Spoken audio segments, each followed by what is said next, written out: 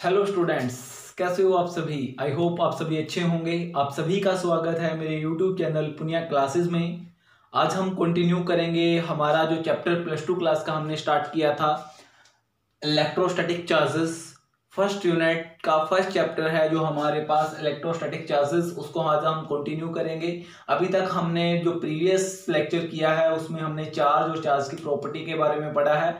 आज हम charging by induction के बारे में पढ़ेंगे और चार्जिंग बाय इंडक्शन को समझेंगे कि एक्चुअल में चार्जिंग बाय इंडक्शन होता क्या है। तो चलो स्टार्ट करते हैं आज का अपना लेक्चर, चार्जिंग बाय इंडक्शन। तो बेटा, चार्जिंग बाय इंडक्शन को समझने से पहले मैं कुछ डेली लाइफ से इस टॉपिक को कनेक्ट करना चाहता हूं। देखो, हमारे पास दो वर्ड होते हैं, एक होता है हमारे पास कंडक्शन, एक है हमारे पास इंडक्शन।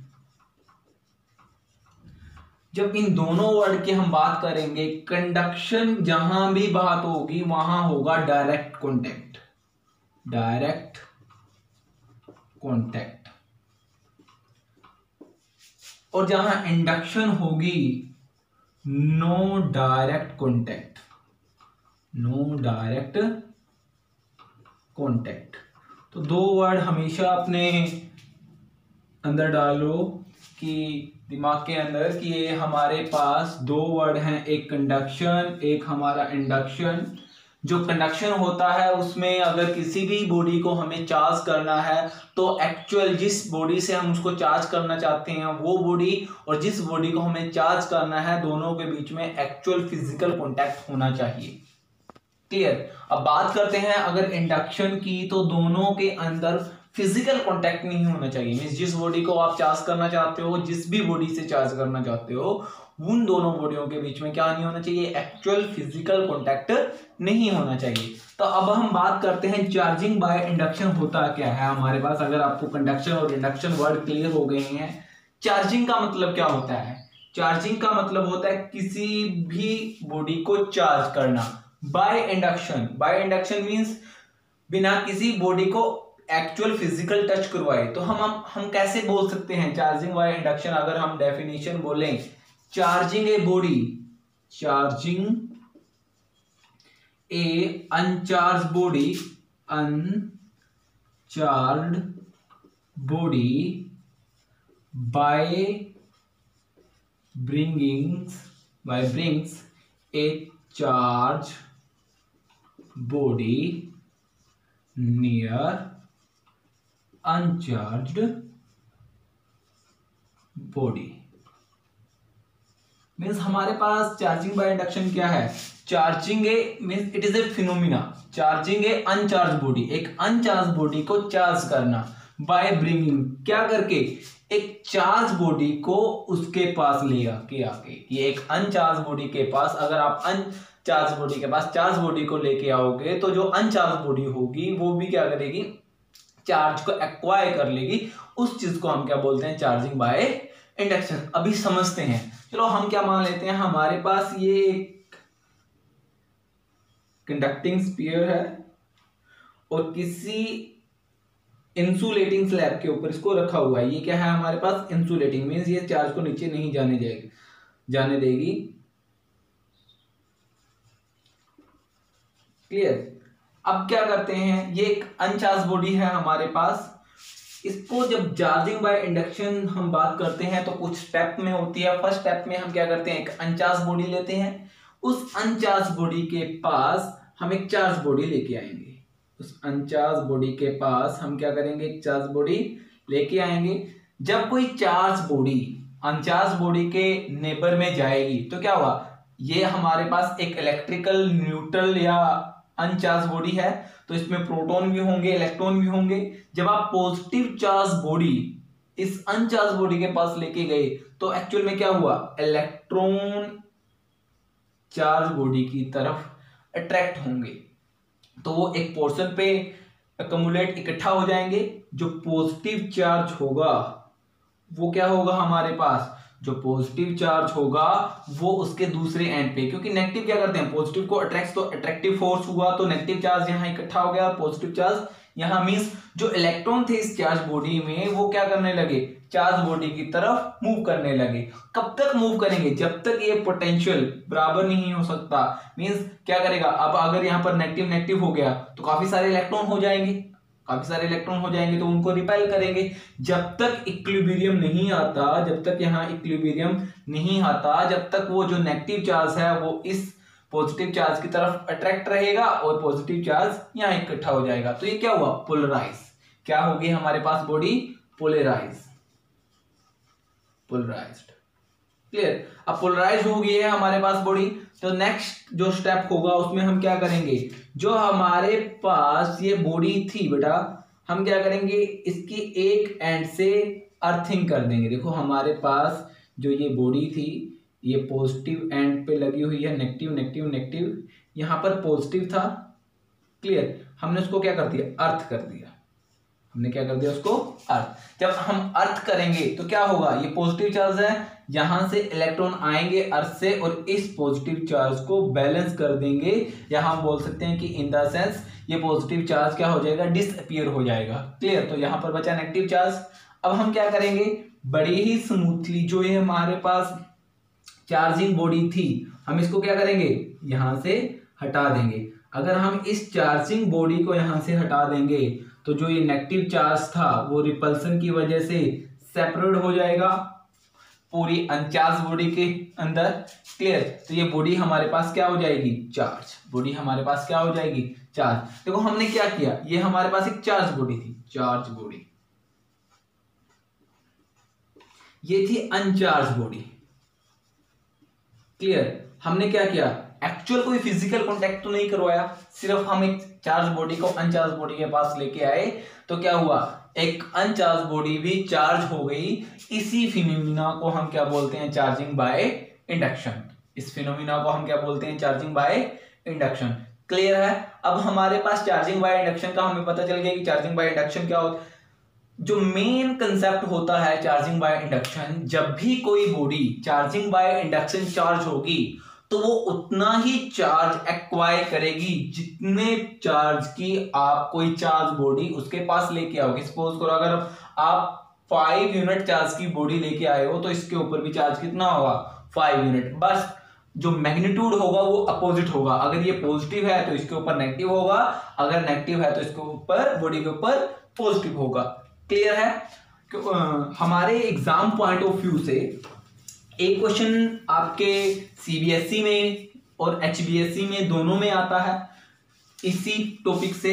वो ऐसा भी हो सकता है क्वेश्चन की, सपोज करो हमारे पास 2 बॉडी हैं, दोनों एक दूसरे से कांटेक्ट में हैं।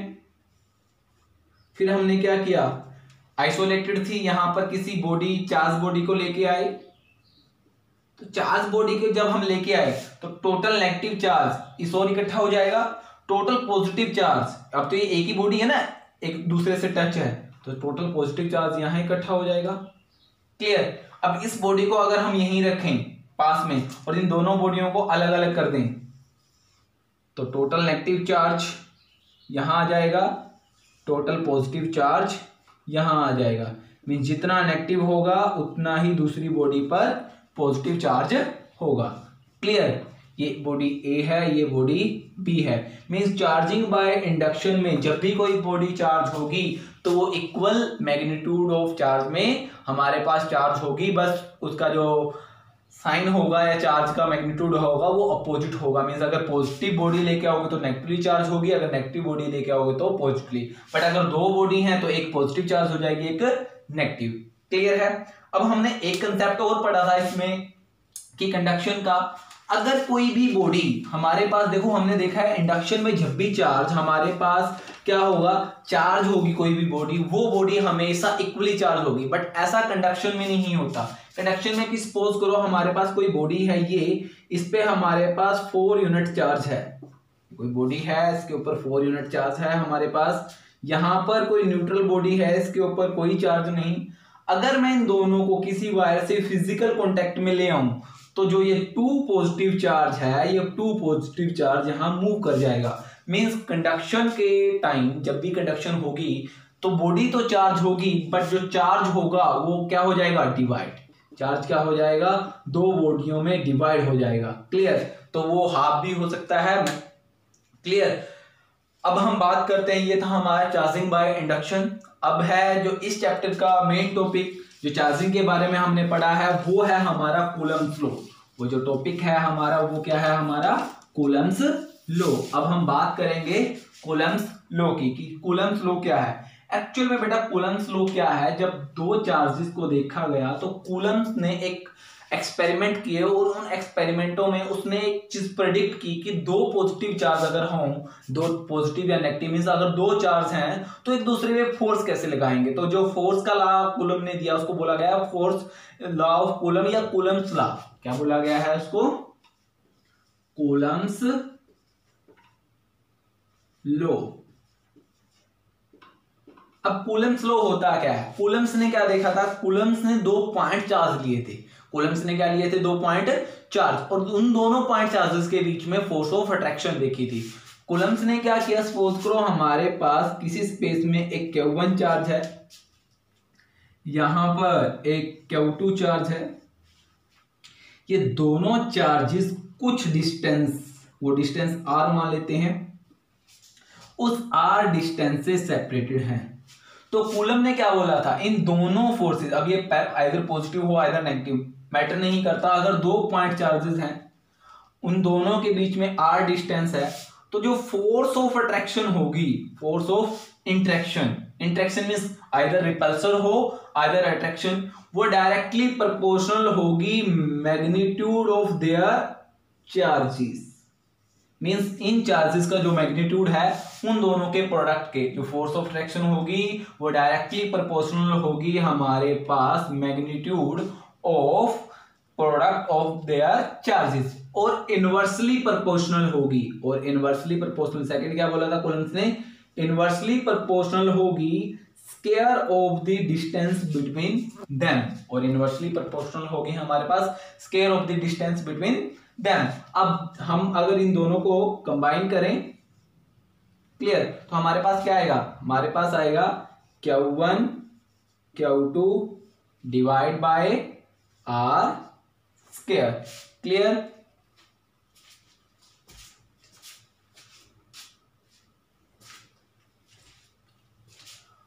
अब बेटा जो हमारे पास डायरेक्टली होता है, डायरेक्टली हम नहीं रख सकते, अगर डायरेक्टली है तो हम क्या करते हैं, इक्वलिटी का साइन लेके आते हैं, यहां पर एक कांस्टेंट आएगा k, इसको ऐसे लिख सकते हैं r स्क्वायर, वेयर जो हमारे पास ये k है, ये जो हमारे पास k है वो है हमारे पास electrostatics force constant, electrostatics force constant. Clear, electrostatics force constant होता है हमारे पास K। तो ये है हमारे पास कूलम्स का लॉ। कूलम्स लॉ ने क्या बोला हमारे पास कि जो हमारे पास अगर दो पॉजिटिव चार्ज को स्मॉल डिस्टेंस पे हम सेपरेट कर देते हैं तो हमारे पास जो फोर्स ऑफ फ्रैक्शन दोनों के बीच में होगी। अब अलग दूसरी बात ये है जो फोर्स लगेगा इन दोनों चार्जेस, वो जो इन दोनों चार्जेस को लाइन ज्वाइन करेगी, ये लाइन, इस लाइन के ऊपर लगेगा फोर्स हमारा। मींस फोर्स कहां लगेगा, अगर फोर्स की डायरेक्शन, क्योंकि फोर्स एक हमारे पास वेक्टर क्वांटिटी है तो फोर्स की डायरेक्शन होगी, तो डायरेक्शन कहां होगी, लाइन ज्वाइनिंग दी टू पॉइंट्स, जो लाइन ज्वाइन करेगी दोनों पॉइंट्स को, उस पॉइंट के ऊपर हमारा फोर्स लगेगा। अब हम बात करते हैं के की, जो के कांस्टेंट है, ये के डिपेंड करता है, depends on system of unit, कि आप मेजरमेंट के लिए कौन से सिस्टम ऑफ यूनिट ले रहे हैं। अगर आप सीजीएस सिस्टम लेते हो, CGS system centimetre gram second, तब तो के की वैल्यू रहती है 1। अगर आप लेते हो SI international system of unit, तब के की वैल्यू हमारे पास रहती है 1/4 पाई एप्सिलॉन नॉट। क्लियर, तो हमारे पास वैल्यू कितनी रहती है 1/4 पाई एप्सिलॉन नॉट। तो यहां से हमारी जो इक्वेशन स्टार है, अगर हम के की वैल्यू पुट करें तो एफ किसके इक्वल आएगा, F is equal to 1/4 pi epsilon naught Q1 multiply Q2 divide by r square. ये हमारे पास क्या आ जाएगा, फोर्स आ जाएगा। क्लियर है। अब हम बात करते हैं जो हमारे पास ये एप्सिलॉन है, एप्सिलॉन नोट है, ये हमारे पास क्या होती है, जो एप्सिलॉन नोट होती है हम बहुत केसेस में पढ़ते हैं, जो एप्सिलॉन नोट हमारे पास होती है उसको हम बोलते हैं एब्सोल्यूट परमिटिविटी, उसको हम क्या बोलते हैं, एब्सोल्यूट परमिटिविटी। क्लियर। अब हम बात करेंगे एब्सोल्यूट परमिटिविटी के बारे में कि जो हमारी एब्सोल्यूट परमिटिविटी मींस एप्सिलॉन, इसको बोलते हैं एब्सोल्यूट परमिटिविटी। क्या होती है परमिटिविटी? एक्चुअल में हमारे पास परमिटिविटी होती क्या है? परमिटिविटी हमारे पास क्या होती है, परमिटिविटी हमारे पास क्या करती है, मेजर करती है, measure the resistance, measure the resistance in forming field by a charge, अगर आप बात करते हो परमिटिविटी की, परमिटिविटी तो मेजर करती है, अगर आप किसी भी चार्ज को सपोज करो इस चार्ज को अपने स्पेस में रखा है तो ये क्या जनरेट करेगा, अपना इलेक्ट्रिक फील्ड जनरेट करेगा। क्या करेगा, अपना इलेक्ट्रिक फील्ड जनरेट। अब इलेक्ट्रिक फील्ड जनरेट करने के लिए इस मींस अपना फील्ड जनरेट करने के लिए इसको क्या रेजिस्टेंस ऑफर्ड होता है, उसको हम बोलते हैं परमिटिविटी। अगर वो रहे आपके पास, जो आपका मीडियम है वो आपके पास एयर है या स्पेस है, तो उसको बोलते हैं एब्सोल्यूट परमिटिविटी। अगर स्पेस को छोड़कर, वैक्यूम को छोड़कर हमारे पास कोई भी मीडियम है तो हम बोलते हैं रिलेटिव परमिटिविटी। क्या बोलते हैं हम उसको, रिलेटिव परमिटिविटी। क्लियर है। ये था हमारे पास आपका जो कूलम्स लॉ ऑफ इलेक्ट्रोस्टैटिक्स। और जो के की वैल्यू हमारे पास होती है, के की वैल्यू हमारे पास होती है 9 × 10⁹ अगर यूनिट की बात करें newton metre square divide coulomb -2, ये होते हैं इसके हमारे पास वैल्यू, के की जो वैल्यू हमारे पास होती है। क्लियर है। अब हम बात करते हैं कि डिमेंशन और वैल्यू क्या होती है हमारे पास एब्सोल्यूट परमिटिविटी की, कि एब्सोल्यूट जो परमिटिविटी हमारे पास होती है उसकी हमारे पास वैल्यू क्या होती है। अब देखो एब्सोल्यूट परमिटिविटी की अगर हम बात करें, जो एब्सोल्यूट परमिटिविटी है, dimension and value of absolute permittivity.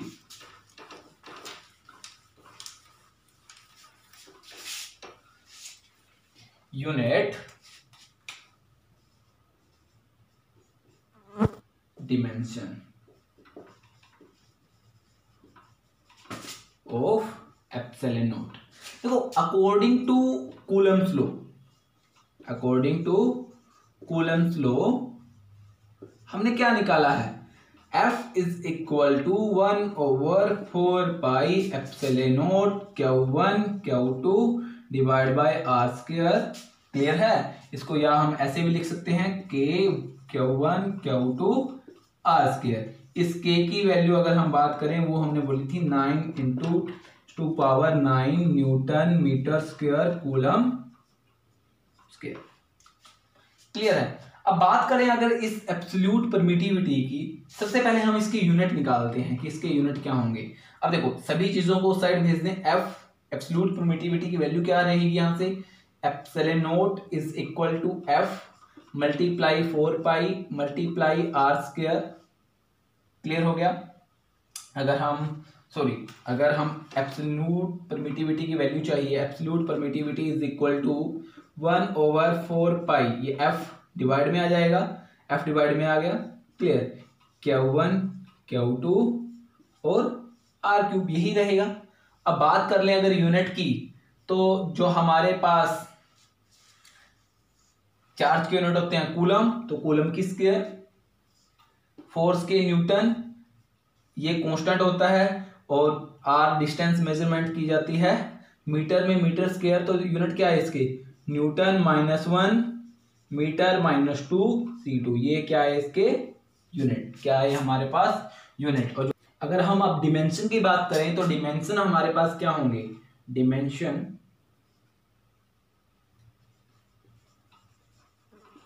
Dimension क्या होंगे, एप्सिलॉन नोट हमारे पास किसके इक्वल है, एप्सिलॉन नोट है Q1 Q2 ओवर 4 पाई F और R की स्क्वायर, इसके इक्वल ही है।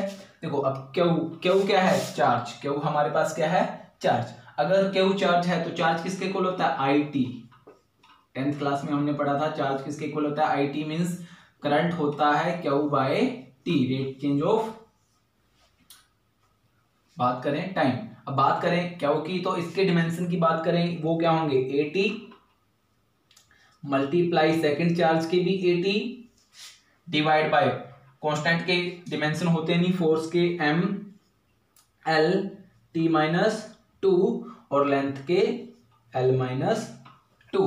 क्लियर है। अब हमारे पास क्या बचा, A की स्क्वायर T की 2, नीचे से ऊपर जाएंगे, M ऊपर चला गया क्या हुआ, M माइनस 1, L 1 माइनस 2 तो बचेगा -1, नीचे क्या बचेगा, L माइनस 1 बचेगा। क्लियर है हमारे पास। अब इसको ऊपर नहीं लेके जाते, हम यही लिख लेते हैं नीचे ही, M L minus 1 T minus 2, ऊपर लेके जाएं तो M की वैल्यू कितनी बनी, -1, L की 1, T माइनस 2 तो यहां पर है हमारे पास, ऊपर जाके क्या बन जाएगी 4, तो ऊपर जाके प्लस हो जाएगी, और A की स्क्वायर। ये हमारे पास क्या है, डिमेंशंस हैं किसके, एप्सिलॉन नॉट के। अगर आप बात करो वैल्यू की, तो वैल्यू हमारे पास क्या होती है एप्सिलॉन नॉट की, वो होती है 8.85 10⁻⁻12 न्यूटन पर कूलम, सॉरी मीटर पर कूलम स्क्वायर। क्लियर, ये था हमारे पास डिमेंशन और यूनिट्स। क्लियर है।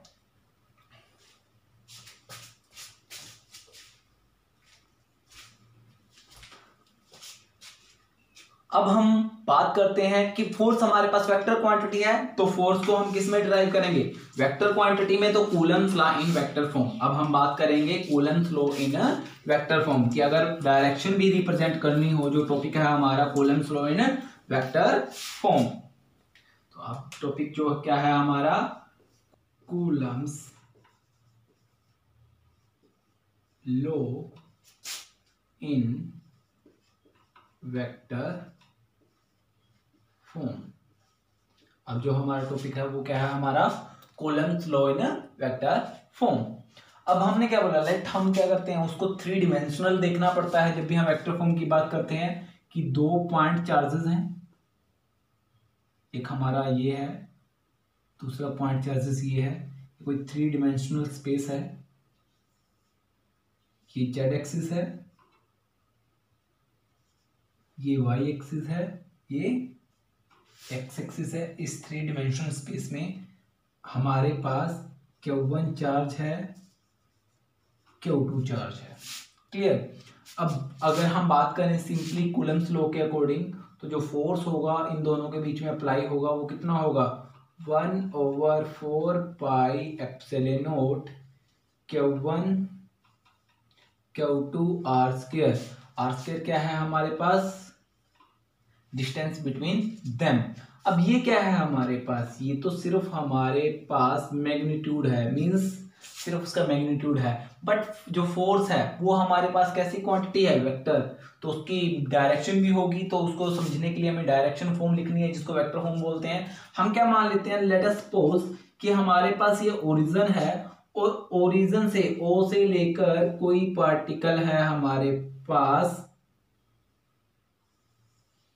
ए पॉइंट पर क्यू। क्लियर। और एक दूसरा चार्ज पार्टिकल है हमारे पास बी पर। क्लियर है। तो जो हमारे पास ओ ए है, ओ ए हमारे पास R1 क्यों, पोजीशन वेक्टर की ओरिजिन जहां से हम मेजरमेंट करनी स्टार्ट की है, ये ओ हमारा वो ओरिजिन पॉइंट है। ओरिजिन पॉइंट से Q1 की जो पोजीशन है, पोजीशन को डिफाइन करने के लिए क्या यूज करते हैं, पोजीशन वेक्टर, वो क्या है हमारी R1 means position vector of Q1। इसको लिख भी सकते हैं पोजीशन वेक्टर ऑफ Q1। अगर हम बात करें OB क्या है, OB हमारे पास पोजीशन वेक्टर है किसका, Q2 का, तो क्या है R2, तो OB किसके इक्वल है R2 means position vector of Q2। जो R2 है वो किसका है, पोजीशन वेक्टर है हमारे पास R2 का। क्लियर है यहां तक। अब इन दोनों के बीच में जो डिस्टेंस है, अब इन दोनों के बीच में जो डिस्टेंस हमने यहां पर मैग्नीट्यूड में R रिप्रेजेंट की है, इन दोनों के बीच में जो डिस्टेंस है, अगर वेक्टर लीड करें, if vector leading Q1 to Q2 means कहने का मतलब क्या है, अब ये वेक्टर फॉर्म है, अगर यहां से स्टार्ट करें और यहां जाएं तो इन दोनों के बीच में जो डिस्प्लेसमेंट वेक्टर है, डिस्प्लेसमेंट मींस इन दोनों के बीच की जो डिस्टेंस है अपनी पड़ी हुई डिस्प्लेसमेंट मींस वो हमारी क्या है AB, क्या है AB। क्लियर। अब अगर AB की हम बात करें तो ये पोजीशन वेक्टर इधर जा रहा था, ये पोजीशन वेक्टर इधर जा रहा था, तो जो हमारे पास AB जाएगा तो मींस ऐसे एरो नोट करना पड़ेगा, कहां से स्टार्ट हुआ R1 से, तो पोजीशन वेक्टर R1 2, ये हमारे क्या हुआ AB means displacement vector between A और B। अगर वेक्टर लीड करता है A से B मींस A से स्टार्टिंग है तो स्टार्टिंग पॉइंट पहले, एंडिंग पॉइंट बाद में। और जब भी डिस्प्लेसमेंट वेक्टर को लिखते हैं कैसे लिखते हैं, final vector minus initial vector. If अगर वेक्टर लीड करे, if vector leading Q2 to Q1 means यहां से लीड करे वापस जाए, तो डायरेक्शन कैसी रहेगी, B से A जाएगा मींस डिस्प्लेसमेंट वेक्टर ये होगा हमारे पास BA, जो क्या रहेगा R2 means initial position R2 final R1, तो इसको कैसे लिखेंगे R1 माइनस R2। क्लियर है, ये हमारी पोजीशन होंगी यहां पे। अब इन दोनों चार्जेस के ऊपर फोर्स लगेगा, वो हम बाद में ड्रॉ करेंगे कि जो फोर्सेस हमारे पास होगा वो कैसा फोर्सेस है हमारे पास, अट्रैक्टिव है, रिपल्सिव है। क्लियर, क्योंकि वो तो हमें पता है अगर दोनों चार्जेस पॉजिटिव रहेंगे तो क्या होगा, पॉजिटिव पॉजिटिव रिपेल करेंगे। क्लियर है हमारे पास। अब हम बात करते हैं, सपोज करते हैं दोनों पॉजिटिव, अभी दोनों चार्जेस पॉजिटिव चार्जेस हैं, तो अगर हमारे पास पॉजिटिव हैं तो ये इसको रिपेल करेगा, फोर्स कहाँ जाएगा, इस डायरेक्शन में। मींस अगर हम फोर्स की बात करें, अगर Q1 इसके ऊपर फोर्स लगाएगा तो कहां जाएगा, इस डायरेक्शन में। और अगर Q2 फोर्स लगाएगा मींस Q2 Q1 पे फोर्स लगाएगा तो फोर्स कहां जाएगा, इस डायरेक्शन में जाएगा। अगर दोनों पॉजिटिव हैं तब, या बाद में किस करेंगे हम, इसको हम बोल देंगे F1 2 मींस 1 फोर्स लगा रहा है 2 पे, ये हो जाएगा F2 1 मींस 1 फोर्स लगा रहा है 2 पे, और ये हो जाएगा F1 2 मींस 2 फोर्स लगा रहा है 1 पे। अगर चार्ज 2 फोर्स लगाए 1 पे तो फोर्स इस ओर जाएगा, अगर दोनों पॉजिटिव हुए तो। अगर ये दोनों पॉजिटिव हैं तो Q2 पे फोर्स लगेगा तो वो डाउनवर्ड मींस जो लाइन ज्वाइनिंग है उसके ऊपर ही हमारे फोर्सेस लगेंगे।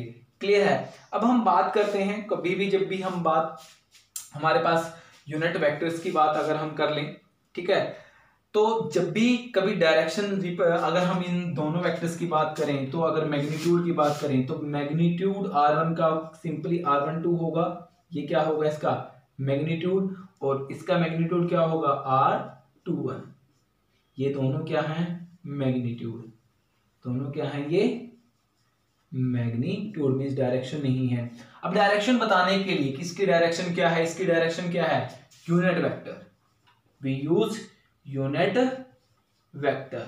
यूनिट वेक्टर रिप्रेजेंट डायरेक्शन, क्योंकि यूनिट वेक्टर हमेशा क्या रिप्रेजेंट करता है डायरेक्शन। यूनिट वेक्टर हमेशा क्या रिप्रेजेंट करता है हमारे पास डायरेक्शन रिप्रेजेंट करता है। अगर डायरेक्शन रिप्रेजेंट करेगा तो हम यूनिट वेक्टर को कैसे यूज करेंगे, जब भी हम यूनिट वेक्टर को यूज करते हैं तो यूनिट वेक्टर को बेटा हम लिखते हैं ऐसे कि R1 2 unit vector is equal to vector of 1 2 divide by magnitude. Clear. अगर हम दूसरे का लें सिमिलरली R21 पॉइंटिंग करें तो R21 यूनिट वेक्टर किसके इक्वल होगा R12 के, सॉरी R21 के। क्लियर है। तो ये हमारे यूनिट वेक्टर हैं जो डायरेक्शन रिप्रेजेंट करेंगे। क्लियर है हमारे पास। अगर इफ हम क्या ले लेते हैं, इफ अगर Q2 के ऊपर फोर्स लगाए Q1, इफ रहने देते means F21 force on Q2, किसके ऊपर है? Q2 पे लगा, ड्यू टू किसके कारण?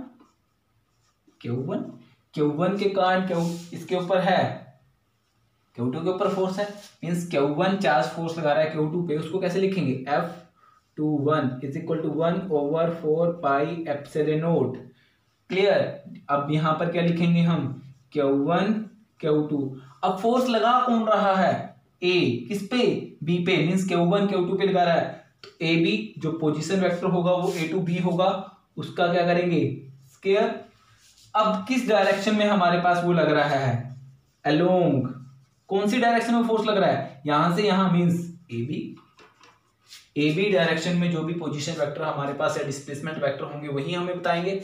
अब AB में कौन था? AB में अभी निकाला था हमने, हमारे पास क्या था? R12, तो हम इसको क्या लिखेंगे? F21 is equal to 1/4 pi epsilon naught Q1 Q2 R1 का स्क्वायर, और यहां पर R12 यूनिट वेक्टर, यही आएगा। इस तरह तो यही है हमारे पास कि अगर फोर्स हमारे पास सेकंड चार्ज पे लगा तो फर्स्ट चार्ज की वजह से तो फोर्स ये आएगा। क्लियर है हमारे पास? और ये रिलेशन हर पेयर के लिए वैलिड होगा। ये रिलेशन हमारे पास क्या रहेगा? हर पेयर के लिए क्या रहेगा? ये रिलेशन वैलिड रहेगा। अब अगर हम बात करते हैं सम केसेस की, अगर केसेस की बात करें, अगर Q1 और Q2 दोनों पॉजिटिव हों तो जो उनका सम होगा वो 0 से बड़ा होगा। पॉजिटिव तो तभी हो सकते हैं, मींस जब पॉजिटिव होंगे तो दोनों का सम 0 से बड़ा होगा, मींस एक दूसरे को रिपेल करेंगे। क्या करेंगे? रिपेल। मींस अगर Q1 फोर्स लगाएगा तो वो इस डायरेक्शन में, Q2 फोर्स लगाएगा तो इस डायरेक्शन में। केस नंबर सेकंड, मींस अगर दोनों में से एक भी नेगेटिव है, यहां पर तो क्या है? Both are positive. यहां पर क्या है? Q1 Q2 में से क्या है? एक नेगेटिव, वन इज नेगेटिव, तो कि सम क्या रहेगा? इनका प्रोडक्ट क्या रहेगा? केस सेकंड की अगर हम बात करें तो दोनों का प्रोडक्ट हमारे पास क्या रहेगा? जो दोनों का प्रोडक्ट हमारे पास रहेगा बेटा वो क्या रहेगा? 0 से कम रहेगा। तो फोर्स क्या रहेगा? अट्रैक्टिव। मींस अगर हम यहां समझने के लिए ड्रॉ करें, ये 2 पॉइंट चार्जेस के ऊपर 2 पॉइंट चार्जेस हैं Q1 Q2। अगर इन दोनों के ऊपर दोनों का सम 0 से ज्यादा है तो Q1 जो फोर्स लगाएगा वो इस डायरेक्शन में लगाएगा, क्योंकि जो लाइन ज्वाइन करती है उसी लाइन पे लगाता है। Q2 जो फोर्स लगाएगा वो इस डायरेक्शन में लगाएगा, इसको बोल देंगे हम F12, यहां बोल देंगे F21। अगर दोनों में से एक नेगेटिव है तो टोटल नेगेटिव रहेगा, तो फोर्स कैसा लगेगा हमारे पास?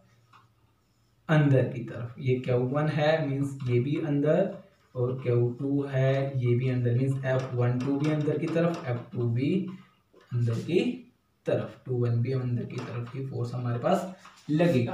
क्लियर? ये हर पेयर के लिए हमारे पास वैलिड है।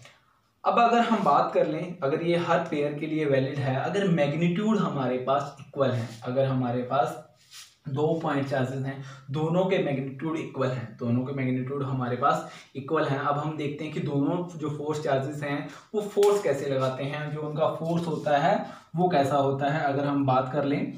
अब अगर हम उसके बारे में बात करेंगे कि जो उनका फोर्स हमारे पास कैसा होता है, जरा उसको हम देख लेते हैं। अगर हमारे पास फोर्स लगाता है F21 मीन्स फर्स्ट वाला 2 पे फोर्स लगाता है, तब हमारे पास पोजीशन वेक्टर हमने क्या R1 से R2 लिया था। अगर 2-1 फोर्स लगाए तो जो पोजीशन वेक्टर होगा हमारे पास वो R21 होगा। क्लियर? क्योंकि पोजीशन वेक्टर अगर हम R12 की बात करें, या दूसरे केसेस में अगर हम सिमिलरली ड्रॉ करें कि force on first due to second, वो क्या आएगा? 1/4 pi epsilon naught Q1 Q2 divide by. अब फोर्स कहाँ लगेगा? अब फोर्स इसने बोला है 1 के ऊपर लगना चाहिए 2 की वजह से, 1 के ऊपर 2 की वजह से, मतलब BA, और वो BA पे लगेगा, और यहाँ पर अलोंग क्या आएगा? BA आएगा। यही हमने देखा था। अब अगर बी ए आएगा तो इसको हम ऐसे लिख सकते हैं 1/4 pi epsilon naught Q1 Q2 divide bye R121 का स्क्वायर R21 वेक्टर, यही लिख सकते हैं हम। क्लियर। अब अगर इसको ऐसा लिख सकते हैं, जब दोनों के बीच की डिस्टेंस फिक्स है, मींस R12 और R21, मैग्नीट्यूड दोनों का क्या है, इक्वल। मैग्नीट्यूड क्या है दोनों का, इक्वल, बट डायरेक्शन क्या है, अपोजिट। डायरेक्शन क्या है दोनों के बीच में, अपोजिट। तो मींस अगर हम बात करें unit vector, clear, unit vector R12 equal होगा माइनस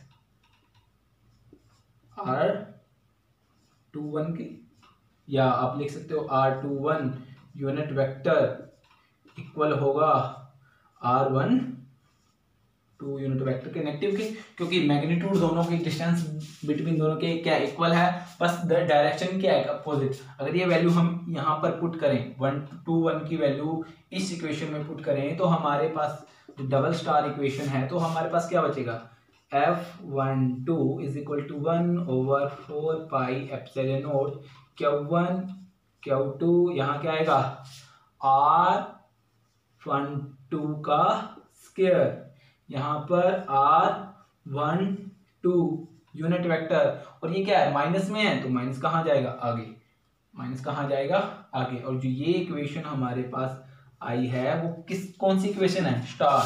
कौन सी इक्वेशन है, स्टार। मीन्स हमारे पास जो फोर्स है, जो हमारे पास क्या है, फोर्स, वो क्या है, F12 इक्वल है नेगेटिव ऑफ F21।